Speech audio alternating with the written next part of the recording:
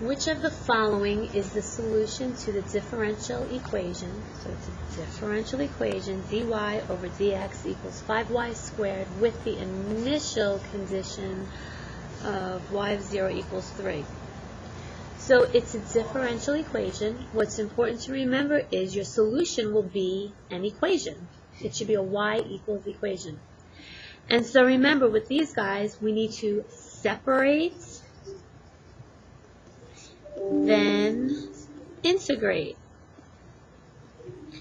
And we'd like something to go with the dy, we'd like something to go with the dx. So if I cross multiply, I get, I'll work over here, I get dy equals 5y squared dx. Remember, our goal is to integrate, so we need the y's with the y's and the x's with the x's. There's no x's here, but I have a y squared, so I can divide both sides by y squared, which gives me y to the negative 2, right? 1 over y squared is y to the negative 2. I like to write it as a power for when I integrate, equals 5dx. So I have something with y, I have something with x, I can go ahead and integrate. Now remember our power rule. When I have a power, I add 1, whatever that is, I put it over this. A lot of you are writing ln. ln is only if your exponent is negative 1. And the reminder is, if this was negative 1, well, negative 1 plus 1 is 0, and then we'd have to put this over 0. Cannot divide by 0. So that's your hint. Oops, I need ln. But this is negative 2. I can add 1 to negative 2, and I get y to the negative 1, all over negative 1, which is really just negative 1 over y. And on this side equals, let's just put that over there. On this side, 5, so I get 5x to the 1 over 1. And it's an indefinite integral. There's no numbers here, no a to b, so don't forget your plus c. So I integrated. Once I integrate, I'm going to plug in my initial condition.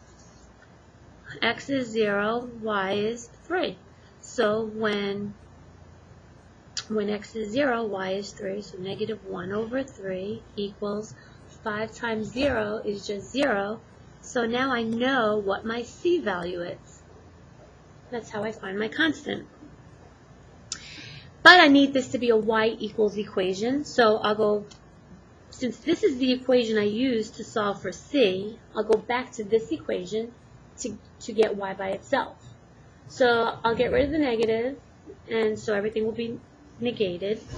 So I have 1 over y equals, instead of positive 5x, I have negative 5x.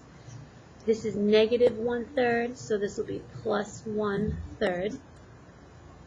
And now it's 1 over y, but I want y, so I'll just, you can cross multiply, but all that's going to do is to flip both sides. So I get y equals 1 over negative 5x plus 1/3.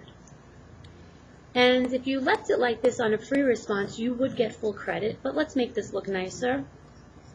I can separate this as 1 over negative 5x plus 1 over 1/3 is just 3. So here's my final answer. So what's important to remember here is separate. Get something with y, something with x. Y's with y's. If there's x's, they goes with the x's, or if there's any other constant.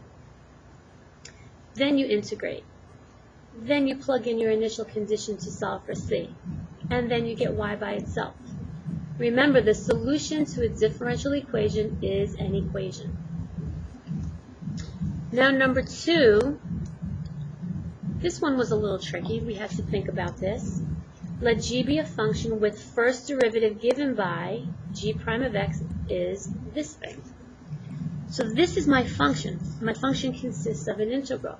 This is my g prime. So this is my first derivative. Then it says, which of the following must be true on the interval between 0 to 2? And I looked through my choices, It's asking something about increasing or decreasing for my function, and if my function is concave up or concave down. So let's think about it. I know my function is increasing or decreasing if the first derivative is positive. And I know my function is it's increasing if my first derivative is positive. It's decreasing if my first derivative is negative. I know my function is concave up if my second derivative is positive, and it's concave down if the second derivative is negative. So this is my first derivative. But what does this mean? And there's no calculator here, so if I look at this from 0 to 2, I know that's all in my first quadrant. And I can try to graph this. It's e to the negative t squared. But this is my exponent. So no matter what my exponent is, whether it's negative or positive, I know I'm going to be above the x-axis here. I know I'm going to be above the x-axis. And if you're not sure what this looks like, let's plug in values. Let's try to graph just this guy. If we try to graph e to the negative t squared. So you can make a table of values. That may help you. T and then what's y. So if t is 0, if t is 0, well, e to the 0 is 1. If t is 1, well then e to the negative 1 is 1 over e. If t is 2, then this would be e to the negative 2 squared, that's negative 4, well that's 1 over e to the 4th.